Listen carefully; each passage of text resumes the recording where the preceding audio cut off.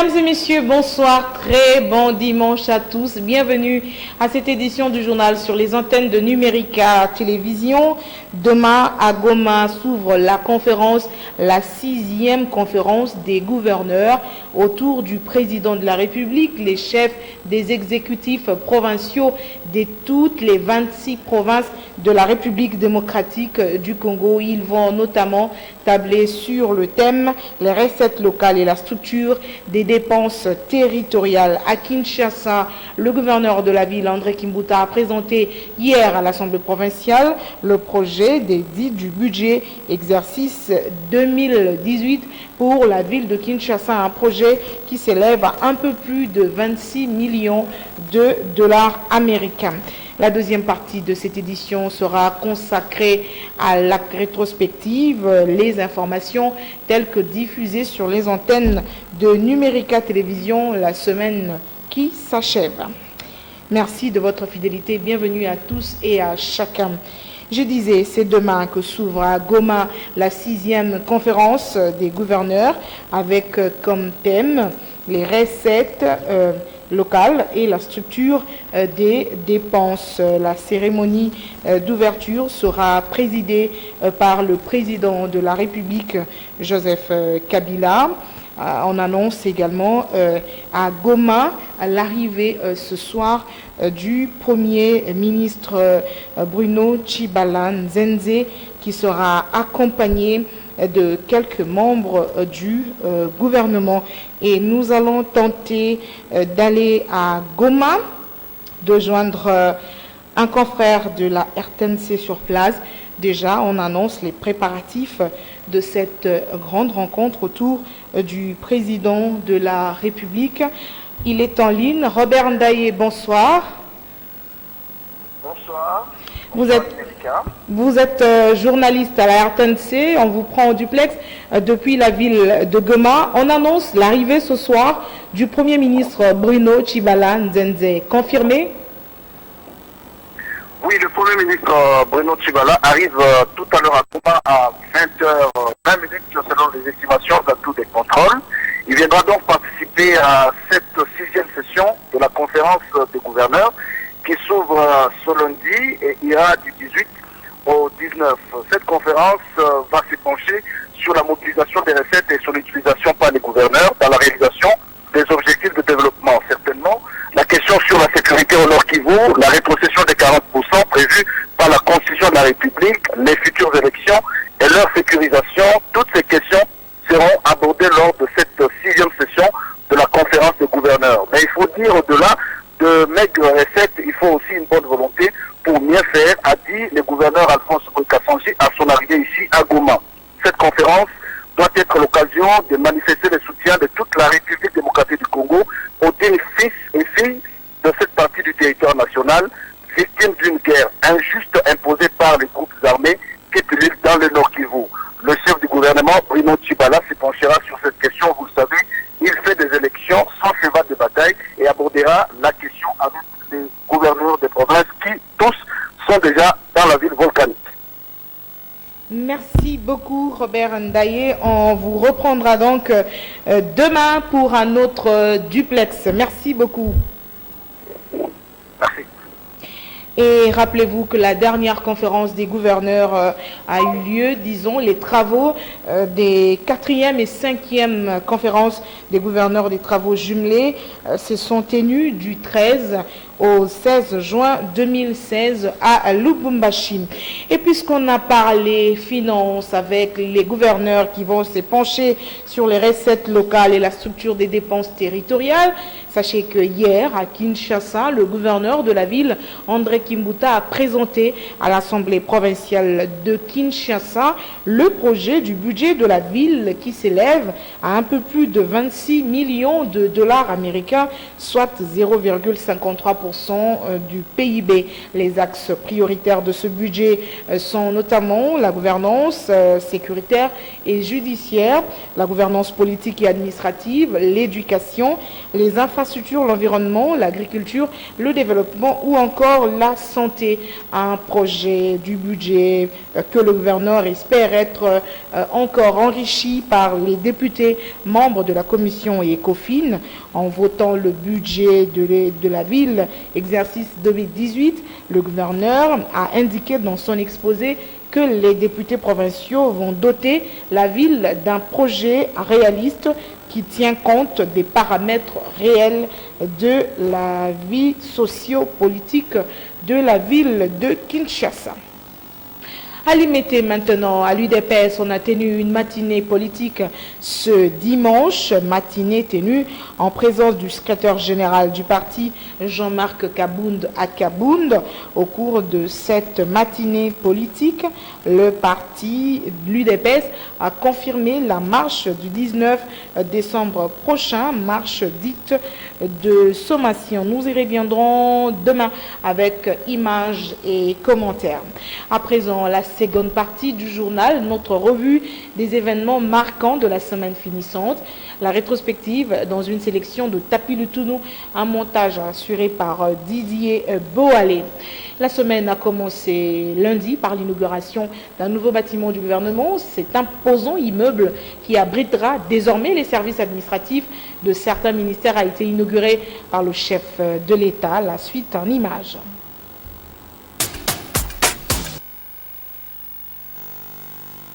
Le vent d'une transition architecturale souffre en République démocratique du Congo. Des édifices modernes poussent ça et là dans la capitale depuis peu.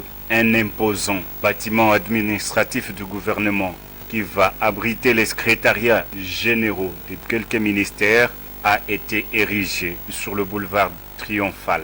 Le chef de l'État, Joseph Kabila, a coupé le ruban symbolique de ces joyaux où les conditionnements d'air offrent une ambiance propice à un travail de qualité. Le gouverneur de la ville, province de Kinshasa, a salué les efforts du président de la République, Joseph Kabila, qui, selon André Kimbuta, continue à faire de la RDC une véritable cité moderne. Fait suite à celle de l'inauguration le 20 juillet 2015 du nouveau siège du gouvernement de la République, communément appelé bâtiment intelligent.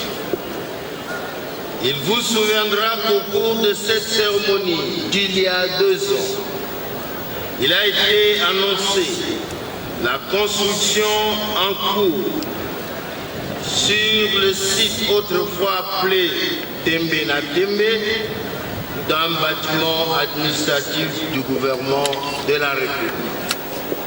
Chose promise, chose due. Ce joyeux est aujourd'hui sorti des terres avec le concours combien significatif de la République sœur de Chine à travers l'entreprise Jiangsu Nathan Construction Group. Une belle architecture louée à l'unanimité par différentes personnalités. L'ouvrage va sans doute offrir un cadre de travail de confort. Ça, c'est un exemple pour montrer que le Congo est en marche, le Congo a toutes les chances, a toutes ses capacités, toutes les possibilités de pouvoir se développer. Et là, dire que ça se développe par la coopération, c'est aussi un canal par lequel beaucoup d'États se sont développés.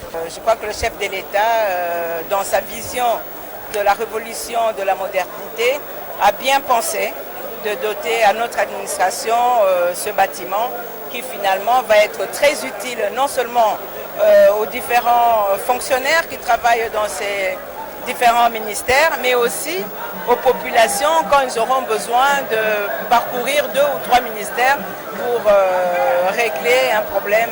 Nous pourrions gérer et tenir ce bâtiment comme tout le monde le rêve, donc un bon père de famille.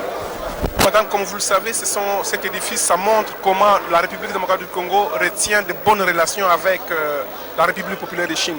Donc ce sont des actions bien louables que nous, en tant qu'acteurs politiques, ensemble avec le Parti du Nouvel Élan du Congo. Le nouvel édifice, fruit de la coopération sino-congolaise, peut accueillir plus de 1400 personnes. Il comprend 4 niveaux avec 6 ascenseurs 135 bureaux administratifs, 20 salles de réunion, mais aussi des salles de conférences.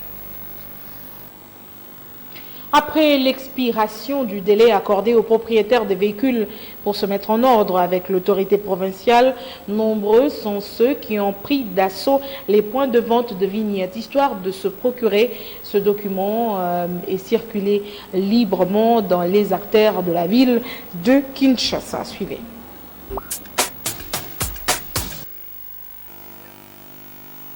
Les propriétaires de véhicules et motos non en règle avec la taxe des vignettes 2017 de la ville de Kinshasa avaient jusqu'au lundi 11 décembre pour s'acquitter de leurs devoirs civiques. Mais la plupart disaient ne pas être encore prêts pour mettre la main au porte-monnaie. Dans une précipitation tonitruante, la campagne ayant pris tout le monde au dépourvu. Quand les gens normal, il faut que ce soit ma vignette. Mais on ça sont poussés matin. Malamoko lendi to sokang. Ba préparer eloko nyonso. Débité kutu, ceux qui travaillent ningeni. Et l'autre sommes vignettes, ça peut le bus sur l'homme sur ce royaume. Tout le monde a hors des athées. Et l'eau nyonso tout balbaka, ba ça avant. Ba c'est avant que nos dates telles, to kanga ba tu capable la vignette. Parce que c'est des populations. Population souffrir tout le transport mon belé. Alors bazo biscuit ba maman bo sur ma vignette, c'est ba tant tout ça dans boule, mon monde dans la tête.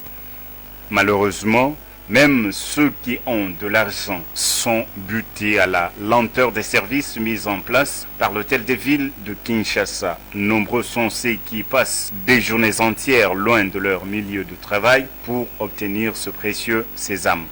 Mais il y a beaucoup de gens, mais c'est vraiment trop là. On nous a dit de repasser encore aujourd'hui, mais même aujourd'hui les gens sont là très nombreux. Je ne sais pas, il fallait prolonger les délais parce qu'on nous a communiqué 2 jours avant. Alors il y a beaucoup de gens ici, des milliers de personnes. C'est vraiment difficile. C'est que j'étais hier soir. Donc à partir de 8 heures, j'ai fait toute la journée. C'était très difficile de prendre ça. J'ai laissé mon nom à partir de 18 heures que j'ai quitté ici. Et je suis revenu à 6 heures que j'ai pris la vignette. Depuis 8 heures, il y a la liste. Mais liste en haut, et la pété. Et puis, mais ça, il y a 2 personnes qui ont mis ça.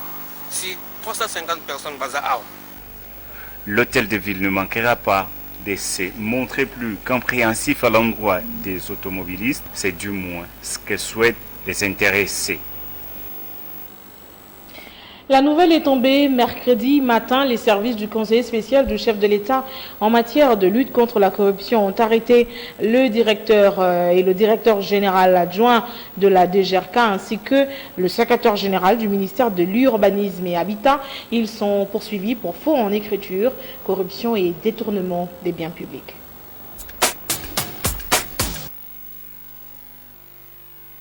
L'opération a été menée par les inspecteurs de la police judiciaire, rattachés à Luzolo Bambi, conseiller spécial chef de l'État en matière de lutte contre la corruption, blanchiment de capitaux et le terrorisme.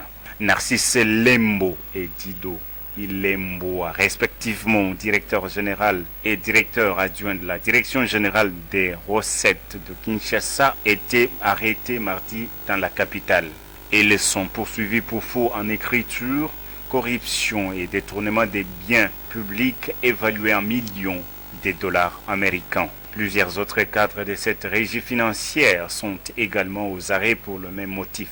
Même le secrétaire général du ministère de l'Urbanisme et Habitat est tombé dans ce filet. Il aurait spolié une dizaine de meubles de l'État, notamment le meuble UAC situé dans la commune de La Gombe. Le bâtiment en question serait vendu à environ 4 millions de dollars américains. Le fonctionnaire dirigeant de l'agence congolaise de grands travaux auprès de la société Zénith a aussi été interpellé.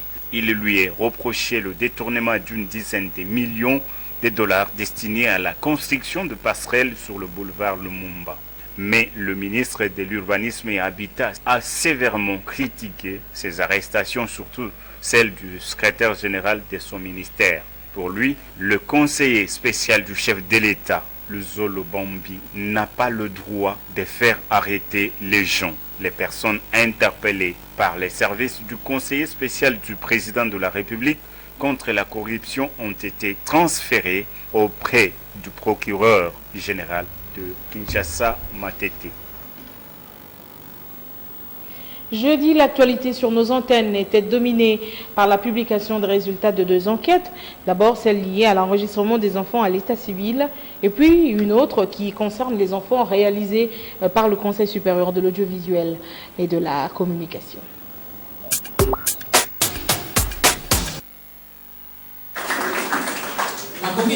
L'enregistrement des enfants à l'état civil est un devoir de tous parents. Mais la plupart sont ceux qui ne le remplissent pas ou le négligent simplement. C'est le résultat d'une enquête menée récemment par les services de l'état civil et de la population de la ville de Kinshasa. Les défis que nous avons relevés pour l'année prochaine, c'est vraiment arriver à couvrir l'ensemble des naissances survenues dans notre ville et pourquoi pas sur l'ensemble du territoire national, puisque le gouvernement s'est impliqué pour ça et nous avons des partenaires, notamment l'UNICEF, qui ne croisent pas les bras pour appuyer les actions du gouvernement. On avait un problème d'accessibilité. Ce n'est pas tout le monde qui accédait à nos bureaux. Mais maintenant, on suppose qu'avec 82 bureaux que nous allons rendre opérationnels, les 13 que nous allons rendre opérationnels l'année prochaine, et nous allons arriver quand même à couvrir, à être proche de notre population.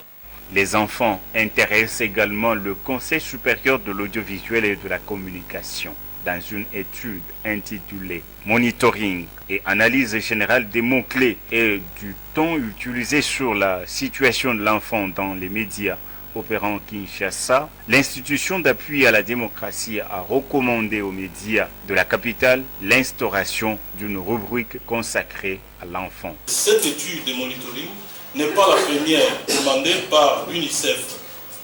En 2016, notre centre de monitoring des médias congolais avait réalisé une autre étude sur cette même thématique du traitement de l'information liée aux enfants à la radio, à la télé, dans la presse écrite et dans les médias en ligne. Au cours de cette étude, de voir comment les médias qui noient se comportent face à l'information sur l'enfant. Est-ce que l'UNICEF sert toujours en tant qu'organisation chargée de la protection de l'enfant? Est-ce que l'UNICEF est la principale source d'information pour ces médias? Il fallait savoir combien d'éléments diffusés pendant les 10 jours, combien de médias se sont intéressés sur la question de l'enfant. Vendredi, l'actualité était marquée par la clôture de la session extraordinaire, la session ordinaire de septembre dans les 2 chambres du Parlement. Une clôture qui a coïncidé avec l'adoption à la Chambre haute du Parlement de la loi électorale.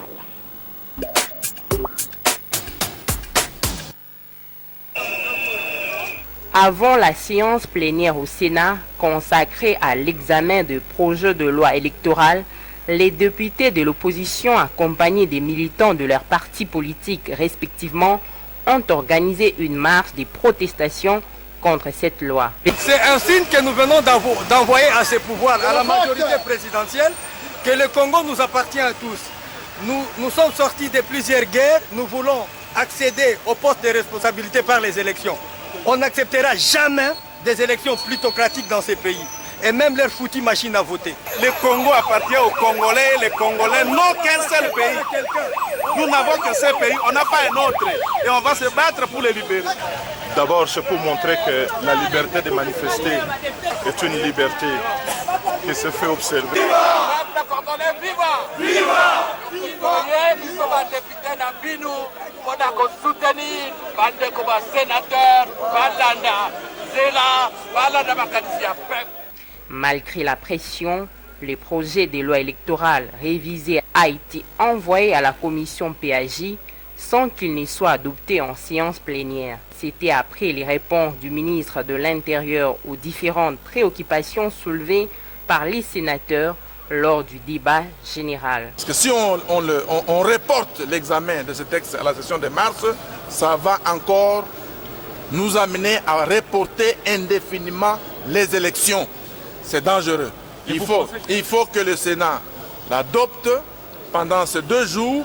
Ils vont faire des navettes, il y aura la parité, mais nous voulons que cette loi, qui est importante, soit votée en des termes identiques entre les chambres pour aller aux élections sans suspicion. 48 heures après, Le projet de loi a été finalement adopté en des termes différents qu'à l'Assemblée nationale. On n'a fait que respecter la Constitution et nous sommes très ravis parce que nous devons respecter le calendrier électoral. Nous devons aller aux élections d'ici décembre 2018. Donc ça devrait dépendre aussi des députés qui devaient travailler. C'est pourquoi nous sommes là jusqu'à minuit. C'est un travail bien accompli parce qu'on a quand même pu voter la loi budgétaire et puis la loi électorale. Et nous ne pouvons qu'être ravis. Ce qui est très important, tous les projets de loi qui nous ont été transmis par le gouvernement de la République et toutes les propositions de loi qui ont été faites par les collègues députés ont été à grande partie adoptées. C'est ce qui est très bonne chose. Nous qui sommes de la commission ECOFIN, nous n'avions eu que droit à 4 jours pour traiter un budget qu'on devrait traiter pendant 40 jours. Un budget qu'on devrait faire dans 40 jours, on a fait que dans 4 jours en bypassant. Voilà pourquoi même il n'y a pas eu des amendements, nous avons voté tel qu'il l'a donné pour donner tout simplement la chance à la République d'avancer. Voilà, mesdames et messieurs, sachez, retenez que demain s'ouvre à Goma la 6e conférence des gouverneurs avec comme thème les recettes locales et la structure des dépenses. La cérémonie d'ouverture sera présidée par le président de la République, Joseph Kabila, et on annonce également la participation du gouvernement à cette conférence. Le Premier ministre arrive ce soir, dimanche, à Goma, la capitale du Nord Kivu. Merci à ceux qui nous suivent également sur Numérica Télévision officielle, notre page Facebook. Le prochain journal, c'est demain, 13h d'abord, puis 19h. Très bonne suite de programme.